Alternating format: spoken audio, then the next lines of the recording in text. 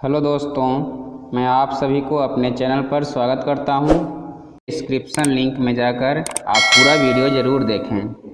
आज मैं ब्रीथ के बारे में चर्चा करने जा रहा हूं। तो सबसे पहले ये जानते हैं कि ब्रीथ क्या है, सर्किल क्या है।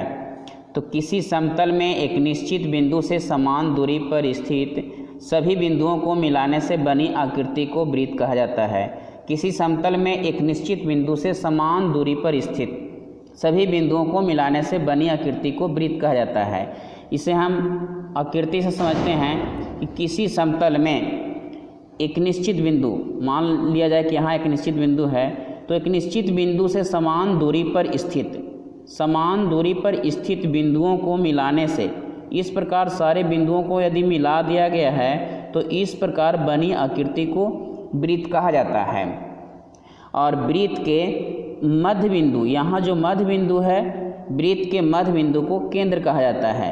वृत्त के मध्य बिंदु को वृत्त का केंद्र कहा जाता है। और ये ध्यान रखना है कि केंद्र पर बना कोण 360 डिग्री का होता है। वृत्त के केंद्र पर बना कोण 360 डिग्री का होता है। तो वृत्त के मध्य बिंदु को केंद्र कहा जाता है और वृत्त के केंद्र पर बना कोण 360 डिग्री का होता है। उसके बाद हम बात करते हैं त्रिज्या की। तो त्रिज्या क्या है?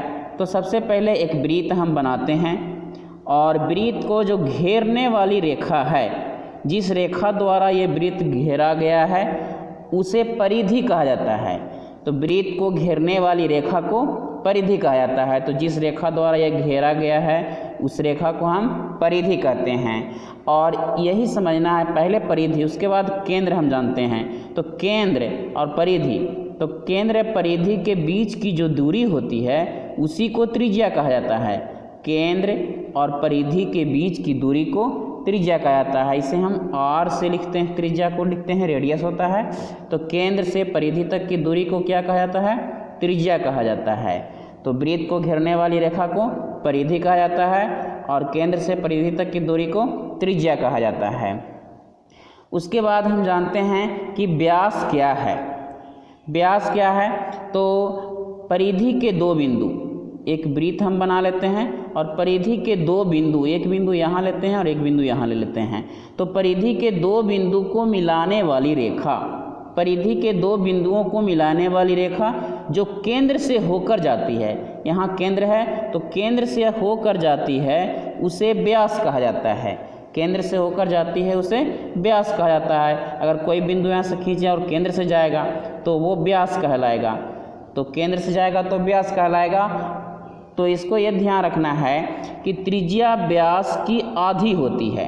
त्रिज्या, पीछे हम बता रहे थे कि त्रिज्या, तो त्रिज्या जो व्यास है उसकी आधी होती है और व्यास त्रिज्या की 2 गुनी होती है। उसके बाद जीवा है, तो व्यास याद है तो सेम जीवा में भी वही होता है, सिर्फ इसमें नहीं जाती है लिखना है।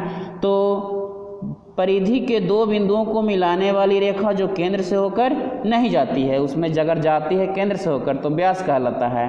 अगर केंद्र से होकर नहीं जाती है तो वह जीवा कहलाता है। हम पिक्चर से समझते हैं कि यहाँ केंद्र है, तो केंद्र से अगर नहीं जा रहा है तो ये जीवा कहलाता है। केंद्र से नहीं जा रहा है तो जीवा कहलाता है। अगर वह केंद्र से चला जाता है तो व्यास कहलाता है। इस कारण से वृत्त का सबसे बड़ा जीवा व्यास कहलाता है। वृत्त का सबसे बड़ा जीवा केंद्र से जाएगा और इस प्रकार से ये व्यास कहलाएगा।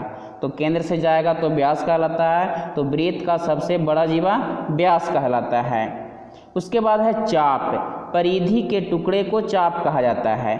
अब यहाँ से वृत्त की परिधि दिया हुआ है, हम दो बिंदु यहाँ से ले लें, ए और यहाँ हम बी लिख देते हैं। तो ए बी की जो दूरी है इसी को हम टुकड़ा कहते हैं। अगर ये टुकड़ा में बांट दिया जाए तो ए बी को हम चाप कहेंगे। तो परिधि के टुकड़े को चाप कहा जाता है। कई चाप हो सकते हैं परिधि में, तो परिधि के टुकड़े को चाप कहा जाता है। और त्रिज्यखंड क्या है? तो दो त्रिज्या और चाप द्वारा जो घिरा हुआ क्षेत्र है उसी को त्रिज्यखंड कहा जाता है।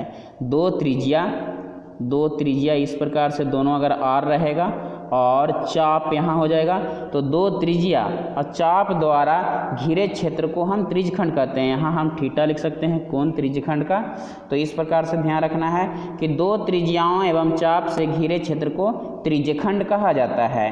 दो त्रिज्याओं एवं चाप से घिरे क्षेत्र को त्रिज्यखंड कहा जाता है। और उसके बाद ध्यान ये रखना है, ये तो हम पहले भी बता चुके हैं कि वृत्त के केंद्र पर बना कोण 360 डिग्री के कोण होता है।